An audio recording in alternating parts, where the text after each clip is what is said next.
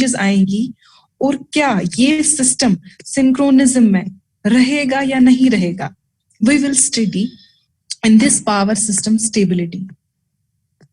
यानी कि power system stability क्या डील करता है कि ये एबिलिटी होती है सिस्टम की कि ये इन चेंजेस को, जो ये डिस्टरबेंसेस इस सिस्टम पे होती हैं, ये पावर सिस्टम स्टेबिलिटी होता है कि ये कितना टॉलरेट कर सकता है या ये विदस्टैंड कर सकता है इन चेंजेस को या नहीं, क्योंकि सर्टेन सिचुएशंस में ये इन डिस्टरबेंसेस को जो है विदस्टैंड करेगा और कुछ सिचुएशंस में मे बी ये इनको विदस्टैंड नहीं करेगा। That means in certain situations your system will come to a situation कि इसका जो ये normal operating position पे जो है वापस आ जाएगा, और कुछ situations में क्या होगा कि ये out of synchronism होगा, या we can say कि that system will become unstable, यानी कि system में instability आ सकती है, या ऐसा भी हो सकता है कि system में इन disturbances के बाद जो है कि system stable हो सकता है। ठीक है, so in this power system study, in this power system stability, we study whether the power system will remain in synchronism or not when the power system is subjected to some disturbances, and disturbances can be of different types. These disturbances can be changes in loads, these disturbances can be some network changes, or they can be some malfunctioning of some of the equipments. ठीक है, it can be generation excitation failure हो गया किसी एक generator का, ठीक है, और by any means जनरेटर का जो आउटपुट पावर था वो by किसी भी रीजन से जो है वो प्रॉपर आउटपुट नहीं दे पा रहा है, ठीक है, या चेंज इन लोड हो गया। चेंज इन लोड आपका क्या हो सकता है, चेंज इन लोड आपका ग्रेजुअल भी हो सकता है, यानी कि स्लो हो सकता है, या चेंज इन लोड आपका सडन हो सकता है, दैट सडनली सर्टेन लोड जो है दैट इज इंक्रीज्ड, और सडनली जो कोई लोड है उसको हम डिक्रीज करते हैं, और we can say some suddenly some load is rejected. Either you can add a load or you can reject a load, और सडनली आपने ये चीजें की तो these are also the load changes. So how will the power system behave, whether it will make the system to remain in as a stable system, or whether this power system will become unstable. ठीक है, तो इन चीजों को हम इस power system stability में study करेंगे। How will these disturbances influence the operation of the power system, right. तो अब जो ये पावर सिस्टम है इसमें बेसिकली जब ये चेंजेस ऑकर होती हैं, क्योंकि हमें पता है कि ये सिस्टम डायनामिक है, एक मतलब जो इसमें सिचुएशन जब डिफरेंट डिस्टर्बेंसेस ऑकर होती हैं, सो इसका जो बेसिकली हमारे पास जो सिंक्रोनस मशीन्स होती हैं उनमें डेफिनेटली जो है कि कुछ चेंज आती हैं because of all these disturbances, because of all these situations whenever the system is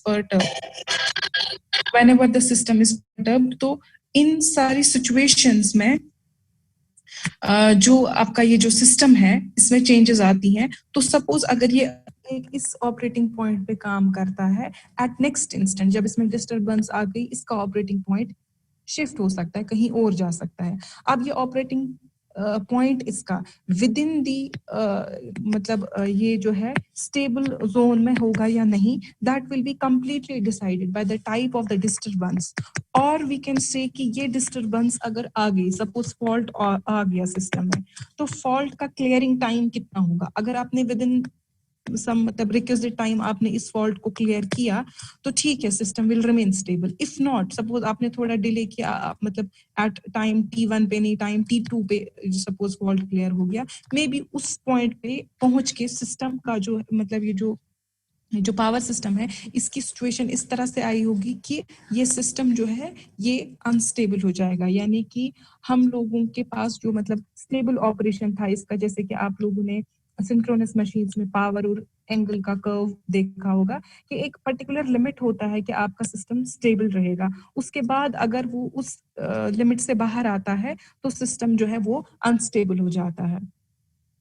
तो depending completely upon the type of disturbances and मतलब आप किस पॉइंट पे इन फॉल्ट्स को, इन डिस्टर्बेंसेस को क्लियर करते हो, तो सिस्टम में जो है कि डिफरेंट ऑपरेटिंग पॉइंट्स हो सकते हैं, और ये operating point with in this limit अगर आएगा तो ही ये सिस्टम जो है स्टेबल रहेगा। अब इस स्टेबिलिटी में भी डिफरेंट टाइप्स हो सकती हैं। ये सिस्टम जो है ये स्टेडी स्टेट स्टेबिलिटी भी हो सकती है, या ये ट्रांजिएंट स्टेबिलिटी भी हो सकती है। We will discuss both of these stabilities कि ये स्टेडी स्टेट स्टेबिलिटी क्या होती है और ट्रांजिएंट स्टेबिलिटी क्या होती है। This is concern with the sudden changes, this is concerned with the sudden changes, and this with the slow or gradual changes. ठीक है, तो नाउ वी विल सी कि स्टेबिलिटी बेसिकली किन किन चीजों से अफेक्ट हो सकती है सिस्टम में।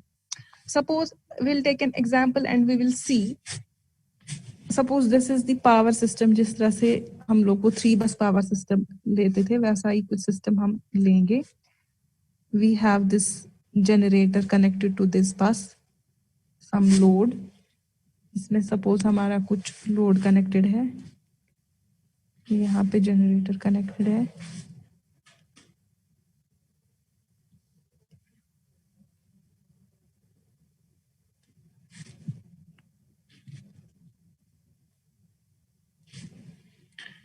ठीक है। तो suppose यहाँ पे this is load, फाइन, ये भी लोड है यहाँ पे।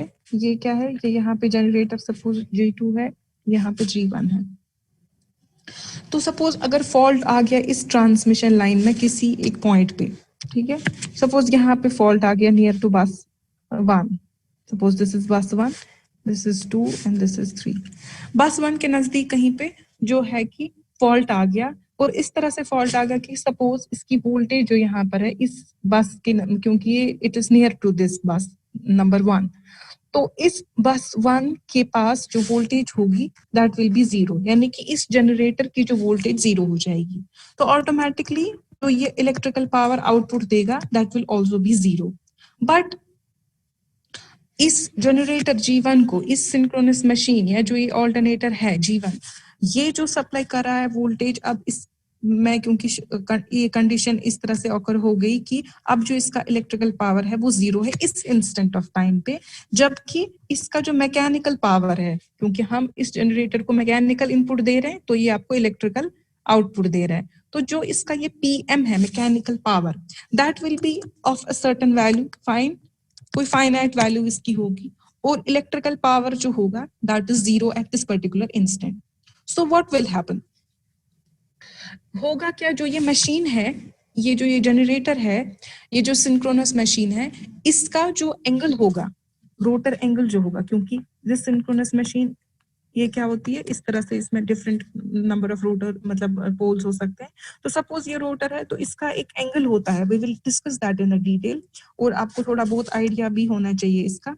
तो जो इसका सपोज रोटेटिंग फील्ड है उसके साथ इसका कुछ एंगल होता है, ठीक है, some angle is there with this axis of this, जो आपका ये होता है रोटेटिंग फील्ड होता है, उसकी एक्सीस का और इसका कुछ एंगल होता है आपस में, उसको हम रोटर एंगल कहते हैं, ठीक है। तो जो ये एंगल होगा, क्योंकि हमारे पास अब ऐसी सिचुएशन आ गई कि we have the input power but we don't have any output power. Input power is being provided to this synchronous machine, but the output power is 0. So what will happen, it will continue to rotate with the this machine will keep on accelerating, and the angle, that is this delta angle जिसको कि हम rotor angle कहते हैं, this will keep on increasing since machine will start to accelerate, obviously इसका जो ये delta होगा it will try to increase. So when this will increase, and what will happen, so ये जो फॉल्ट होगा, suppose अब आपने इसको क्लियर किया क्योंकि अब डेल्टा इंक्रीज हो रहा है और आप अब फॉल्ट को क्लियर कर रहे हो, और अब ये डिपेंड करेगा कि ये सिचुएशन जो आ गई कि यहाँ पे फॉल्ट ऑकर हो गया, फिर इसकी वजह से इसकी वोल्टेज 0 हो गई, वोल्टेज 0 हो गई तो इसका टोटल नेट इलेक्ट्रिकल पावर इस इंस्टेंट पे 0 हो जाएगा। यहाँ से लेकिन सेम इंस्टेंट पे हम मैकेनिकल इनपुट दे रहे हैं तो क्या हो जाएगा, यहाँ पे PM माइनस PE जो कि accelerating net accelerating power non 0 होगा। तो उसकी वजह से क्या होगा कि ये machine this will continue to rotate and the angle delta will become more and more. तो अब डिपेंड करेगा हम इस डेल्टा को किस पॉइंट पे क्लियर करेंगे। Suppose you have the angle you have this delta, the rotor angle, and this is the time. तो सपोज यहाँ पे जो है इस पोजीशन पे जब स्टेबल था और इसी इंस्टेंट पे हमने क्या किया, इससे पहले ये क्या था, स्टेबल था, सपोज डेल्टा जो भी इसका वैल्यू था, एक पर्टिकुलर वैल्यू था, इस पॉइंट पे फॉल्ट आ गया और ये जो है डेल्टा इंक्रीज होने लगा। तो अगर हमने इसी इंस्टेंट पे, सपोज यहाँ पे हम एक इंस्टेंट लेते हैं t1 इंस्टेंट, इस t1 इंस्टेंट पे हमने इसको क्लियर किया, तो क्या होगा, दिस डेल्टा विल ऑटोमेटिकली थोड़ा बहुत इंक्रीज हो जाएगा और फिर इसमें जो है वापस से डैम्पिंग फोर्सेस होंगे या जो भी होगा सिस्टम में, तो ये स्टेबल होने की कोशिश करेगा। या क्या होगा इस सिस्टम का, वी डोंट नो, बट हाँ इतना है कि जब हम इसको इस पोजीशन पे क्लियर करेंगे कुछ ऑसिलेशंस होंगी, ठीक है, और फिर मे बी ये अपना जो है एक ऑपरेटिंग पॉइंट पे, किसी एक ऑपरेटिंग पॉइंट पे सेटल हो जाएगा। और फिर अगर हम इसको अब बजाय t1 के हमने इसको किसी और इंस्टेंट पे, एट इंस्टेंट t2 जो है फॉल्ट को क्लियर किया, हमने इसको t1 पे क्लियर नहीं किया फॉल्ट को, हमने इसको t2 पे क्लियर किया, तो तब तक जो है इस डेल्टा का वैल्यू इतना इंक्रीज हो गया होगा that it will keep on increasing like this, fine. और फर्दर अगर हम इसको सपोज अब t2 के बजाय t3 इंस्टेंट पे करते हैं, तो इस t3 इंस्टेंट पे क्या होगा, मे बी ये डेल्टा जो है इसका फर्दर जो इसका इंक्रीज रेट ऑफ इंक्रीज होगा वो इस वाली कंडीशन से ज्यादा होगा। तो दैट मीन्स कि ये ऐसी सिचुएशंस थी, even though the disturbance was same, but it completely depends upon the time of clearing this fault, time of clearing the fault, कि जिस पॉइंट पे हम इस फॉल्ट को क्लियर कर रहे हैं उस हिसाब से इसमें इसके डेल्टा में हम देख रहे हैं कि क्या ड्रास्टिक चेंजेस आ गई। दैट मीन्स कि एक कंडीशन पे अगर हमने इसको इस इंस्टेंट पे t1 इंस्टेंट पे क्लियर किया तो हमारा जो सिस्टम है ये स्टेबल रहने के इसके चांसेस बनते हैं, लेकिन t2 और t3 कंडीशन पे ये अगर हम उन टाइम्स पे इन फॉल्ट्स इस फॉल्ट को क्लियर करेंगे, इस पर्टिकुलर डिस्टर्बेंस को जो है कि क्लियर करेंगे, तो जो डेल्टा है that will not that will keep on increasing and the system will become unstable. So this is the stability problem which is related to the this type of disturbance जिसमें fault system में आता है और हम किस point पे इस fault को clear करेंगे completely उस चीज पे depend करता है, और जो system है वो stable रह सकता है या unstable हो जाएगा। तो ये completely depend करता है type of the disturbance पे और आपने किस point पे clear किया, ठीक है। और जब ये अनस्टेबल होगा दैट मीन्स कि डेल्टा इतना इंक्रीज होगा that the synchronism will be lost, this machine will fall out of the step. So this is one type of issue, one type of stability problem. The another one is कि अगर हम एक और example लेते हैं, suppose you have the 5 bus system, you have a 5 bus system like this, ये जैसे इसके साथ कनेक्टेड है, then this is connected to this,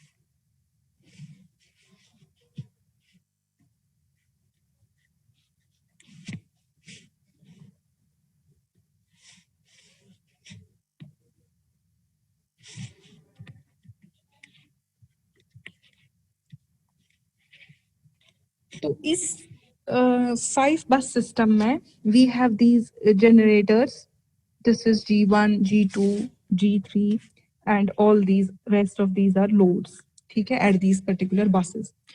तो इन buses पे ये एक 5 bus power system है, ठीक है। तो अगर सपोज हमने क्या किया, हमने इस सिस्टम को जो कि ये 5 bus system है इसमें सपोज डिफरेंट ट्रांसमिशन लाइंस है जो कि मैं इसे डेजिग्नेट करती हूँ as L1, this is L2, this is L3, this is L4 and this is L5। Suppose ये L5 जो है हमने we have taken this transmission line out of the system, so what will happen, the power flow will be continued, जैसे कि ये load है, इसका power flow जो है कंटिन्यू रहेगा बाय अदर ट्रांसमिशन लाइंस। लेकिन अब अगर हम क्या करेंगे कि इस सिस्टम को यहाँ पे इस L3 को जो है यहाँ पे अब इसको, now this line is taken out, तो व्हाट विल हैपन कि जो हमारा सिस्टम रहेगा, ये बस नंबर 3 जो है इस पे ये जनरेशन रहेगी, ये लोड रहेगा, और ये बस नंबर 4 रहेगा, इसका लोड रहेगा। सो दिस सिस्टम, ये जो है 5 बस सिस्टम, इसमें से ये 2 बसेस अलग हो जाएंगी और ये वाली 2, ये जो 3 बसेस है ये अलग हो जाएंगी, जिससे क्या होगा कि ये जो बस नंबर 3 एंड 4 है, इस पे जो लोड हो जाएगा वो ज्यादा हो जाएगा as compared to the generation. Suppose in this case इसका जो load होगा that will be more, the demand will be more on these buses and the generation जो इसका PE है वो कम होगा और इसका जो load है वो ज्यादा हो जाएगा। तो अगेन ये एक ऐसी सिचुएशन हो गई जिसकी वजह से सिस्टम जो है वो दोबारा से अनस्टेबल होगा। अगेन इसमें क्या हो सकता है, ये चेंजेस हो सकती हैं कि डेफिनेटली इसमें जैसे लोड हो गया, मतलब पीएम जो है हमारे पास यहाँ पे, that will be PE and PL, will talk of this, ठीक है। तो पीई जो यहाँ पे हमारे पास होगा वो इलेक्ट्रिकल पावर जितना भी ये जनरेट कर रहा होगा इस पॉइंट पे, लेकिन एक इंस्टेंट आएगा अचानक से जब हम इस L3 को बाहर निकालेंगे तो जो इसमें लोड होगा वो ज्यादा होगा, लेकिन जबकि इसमें जो जितना ये जनरेट कर रहा है वो कम है। तो इस पॉइंट पे क्या होता है, which we will study in automatic generation control in detail, but for now जब इस तरह की सिचुएशन आती है तो जब भी लोड इंक्रीज हो जाता है तो फ्रीक्वेंसी जो है वो डिक्रीज हो जाती है, and when load decreases, the frequency increases, and when load increases the frequency will decrease. So these things happen. Similarly अगर आप ये वाला सिस्टम देखोगे और अगर इसने जो है प्रॉपरली जो इस सिचुएशन पे जो है कि प्रॉपरली इस प्रॉब्लम को केटर नहीं किया गया तो क्या होगा, दिस सिस्टम विल गेट ये एक आइलैंडेड ऑपरेशन होगा, क्योंकि आइलैंडेड ऑपरेशन मींस कि ये बाकी के रेस्ट ऑफ द सिस्टम से ये 2 बसेस जो है ये कंप्लीटली डिस्कनेक्ट हो जाएंगी, एंड मे बी कि इसके पास इतनी जनरेशन कैपेसिटी है नहीं कि जितना इसका लोड होगा। सो ये सिस्टम जो है, there will be a blackout in this part of the power system, while as this part of the power system which comprises of bus number 1, bus number 2 and bus number 5, इसमें क्या होगा, इसमें suppose generation ज्यादा हो गई और load कम हो गया, जनरेशन ज्यादा हो गई लोड कम हो गया, तो लोड कम हो गया जनरेशन ज्यादा हो गई तो frequency will increase. So again there is the problem with respect to the frequency. That means कि यहाँ पे जो हमें स्टेबिलिटी इशू हो गया सिस्टम में वो हो गया with regard to frequency. Earlier जो पहला केस था उसमें हमने पढ़ा था कि वहां पे हमें रोटर का एंगल चेंज हो जाता है डेल्टा, वहां पे डेल्टा की वजह से जो है सिस्टम में इंस्टेबिलिटी आती है। यहाँ पे हो सकता है फ्रीक्वेंसी की वजह से। We have speed governors and other system जिसकी जो वहां पे हमें जो है हम एजीसी ऑटोमेटिक जनरेशन कंट्रोल में पढ़ेंगे कि किस तरह से फ्रीक्वेंसी की चेंज से सेंसर्स काम करते हैं, स्पीड गवर्नर काम करता है, एंड देन अकॉर्डिंगली उतना जो है जनरेशन जो है उतना ही हम इंक्रीज करते हैं। That is completely N automatic system. तो बट फॉर नाउ कि अगर इस तरह से हो गया तो यहाँ पे फ्रीक्वेंसी के रेस्पेक्ट में स्टेबिलिटी जो है वो हैम्पर होती है। और जो हमने पहला एग्जाम्पल देखा था, ये वाला एग्जाम्पल जो हमने देखा था जिसमें मैंने आपको बोला था कि जो डेल्टा होता है वो ड्रास्टिकली इंक्रीज होगा अगर हमने उसका जो क्लियरिंग टाइम जो रखा था, time of clearing the fault, वो T1 नहीं था, सपोज T2 और T3 था, तो उसकी वजह से क्या हो जाएगा कि सिस्टम जो है वो अनस्टेबल हो जाएगा। और अगर हमने प्रॉपर टाइम पे इसको क्लियर किया फॉल्ट को तो सिस्टम की स्टेबिलिटी मेंटेन रह सकती है।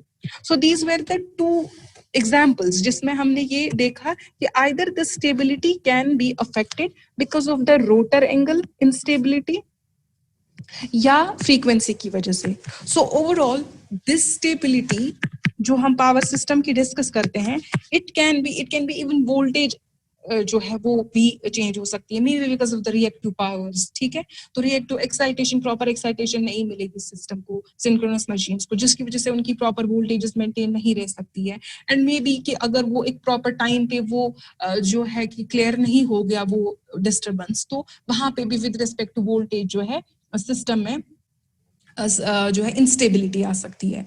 So this is the basic idea कि एक system में एक power system है which is completely an interconnected power system. You have different synchronous machines, or you can say alternators or synchronous machines. We'll be talking more about synchronous machines. हम उसी के respect में बात करते हैं. तो जो ये synchronous machines है, ये जो है ये सारी जो है कि एक सिंक्रोनिज्म में एक दूसरे के साथ काम करते हैं. और जब भी सिस्टम में कोई जो है कि डिस्टर्बेंस आ जाती है, that disturbance can be in any form. That can be because of the faults, that can happen because of the load changes, that can happen because of the loss of excitation in case of generators, or any other case, any other type of fault. Or maybe we take out some of the lines, transmission lines. Some of the transmission lines may get overloaded and they'll get tripped off by the protection system. तो इन सब चीजों की वजह से system जो है ये, क्योंकि एक पावर सिस्टम डायनामिक सिस्टम है, तो इसमें क्या हो सकता है कि ये सिस्टम जो है it can remain in this equilibrium. जो इसका स्टेट जब डिस्टर्ब होगा because of these disturbances, either it can come back to its इसकी स्टेबिलिटी मेंटेन रह सकती है, may be operating at different point. जब इसमें डिस्टर्बेंस आएगी, हो सकता है कि ये किसी और ऑपरेटिंग पॉइंट पे काम करे, but that operating point is with in its stability limit. तो इसको हम इस सारी स्टडी को जो है हम यही पावर सिस्टम स्टेबिलिटी जो है, it deals with all these things. That when you have disturbances, we will see whether the system will remain in synchronism, whether the system will remain stable or not. And we discussed it, we explained it with the help of these examples, जिसमें हमने देखा कि delta किस तरह से change होता है, और अगर डेल्टा को प्रॉपर टाइम पे चेंज नहीं किया, रोटर एंगल को हमने प्रॉपर टाइम पे चेंज क्लियर नहीं किया इस फॉल्ट को, तो it can lead to the loss of synchronism with respect to that particular machine. So these were the two examples. So basically now this power system stability is the ability to tolerate the disturbances. This is the ability to tolerate the disturbances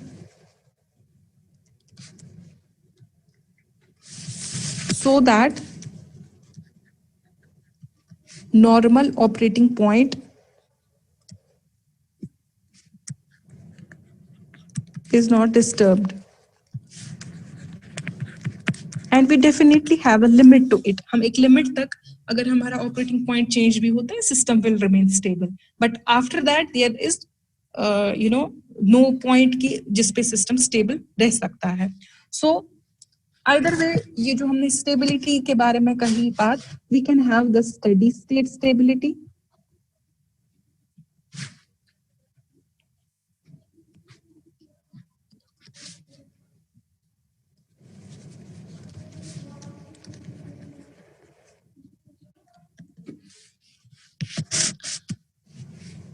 So whenever there is gradual increase in the load or disturbance is slow, and system will withstand that disturbance and will continue to perform satisfactorily, is known as steady state stability. ठीक है? This steady state stability is gradual increase in the load or disturbance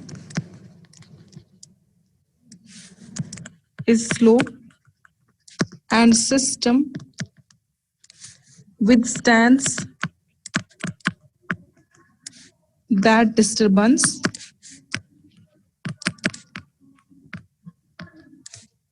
and continues to perform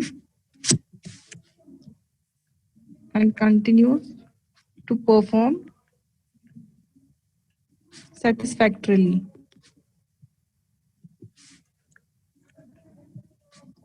Is known as steady state stability.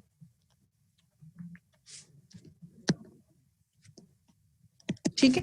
अब अगर changes जो है वो इस तरह की हुई कि वो सडन हुई, but still the system will remain in the stable situation, it will continue to perform satisfactorily. Fine. So that is known as a transient stability. So we can define, or we can write this transient stability as, if the disturbance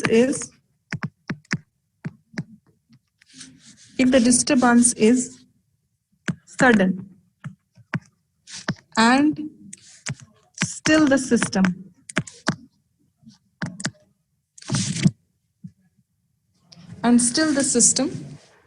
perform satisfactorily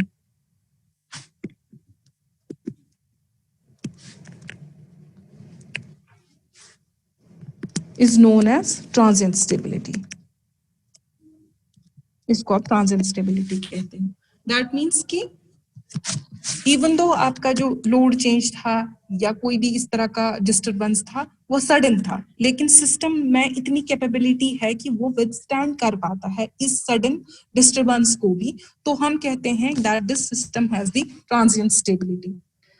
तो लेकिन मैंने आपको बोला कि एक limit होगा, ठीक है, with respect to the steady state and with respect to the transient stability, कि एक लिमिट होगा कि जहां तक ये स्टेडी स्टेट स्टेबिलिटी रह सकती है, ठीक है, और जिस लिमिट तक ये ट्रांजिएंट स्टेबिलिटी मतलब सिस्टम स्टेबल रहेगा, क्योंकि ट्रांजिएंट इज जब भी हम ट्रांजिएंट बोलेंगे that means there is a sudden change. Whenever we say steady state it means there is a gradual change. धीरे धीरे से जैसे लोड चेंज हो रहा है और सडनली चेंज हो रहा है तो वी से और सिस्टम स्टिल कंटिन्यू करेगा सेटिस्फैक्टरीली काम करना, वी से this is the system is in the transient stability situation. इस तरह की है सिस्टम में कि हमने लोड को चेंज किया सडनली बट सिस्टम तब भी स्टेबल है, so that is the transient stability, that is known as a transient stability. लेकिन किसी एक हद तक वो ऐसा करेगा और उस हद को, उस लिमिट को हम कहते हैं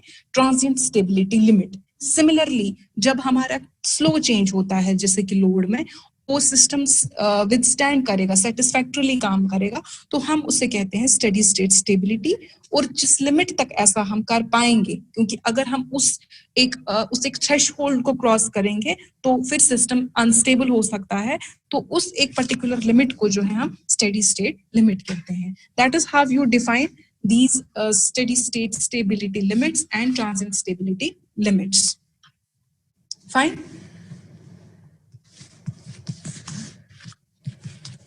So now if you have a synchronous generator,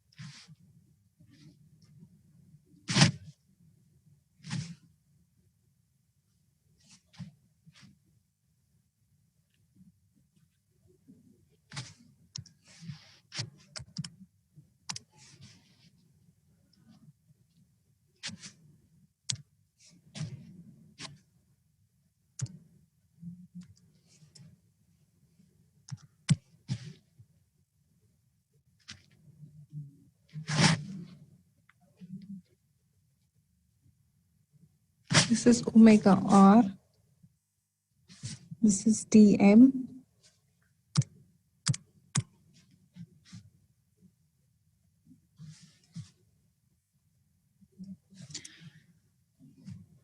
तो यहाँ पे जैसे हम लोग सिंक्रोनस जनरेटर की बात करते हैं, वी नो कि इसका जो